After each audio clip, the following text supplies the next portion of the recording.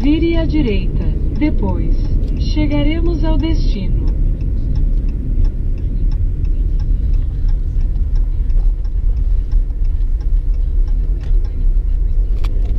Chegamos. This tree, these with the black bark, are native walnut trees. And if you look carefully along the trail, you may see little walnuts, or the shells anyway. And archaeologists found walnut shell in the dwelling itself. So we're fairly certain that this environment was here for the people 700 years ago. The spring certainly was.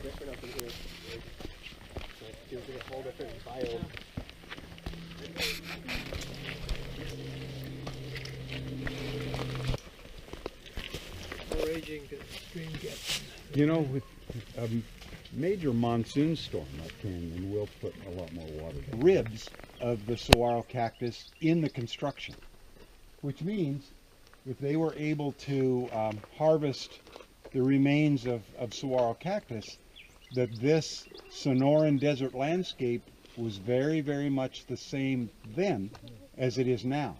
The saguaro cactus only grows in the Sonoran desert and within a pretty limited environment.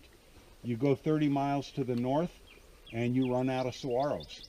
You go a few hundred feet higher elevation and again you're going to run out of the cactus. Even here at this elevation, one of the things to notice is where the saguaros are growing and where they're not growing. They're very in tune to the temperature conditions. And the cactus, this one only grows in the Sonoran Desert, not any of the other North American deserts, even though Hollywood sometimes will put you.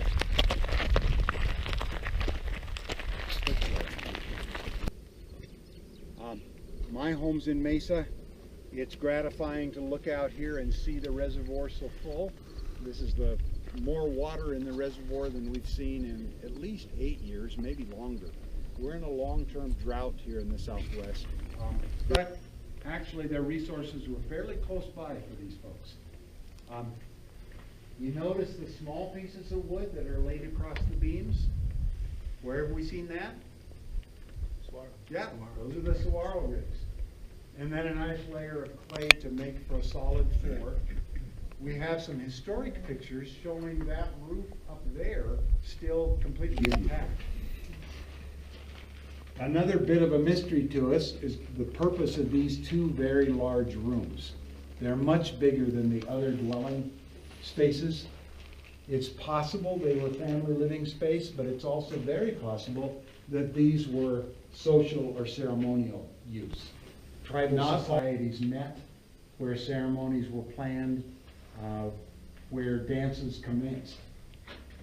Imagine this space with fires here in the back, ceremonial dancers in the space, people sitting on the rooftops all around to observe that. Again, not unlike what goes on at Hopi to this day. Das war die Führung zu den Upper Cliff Dwellings. Sehr unterhaltsam, sehr interessant.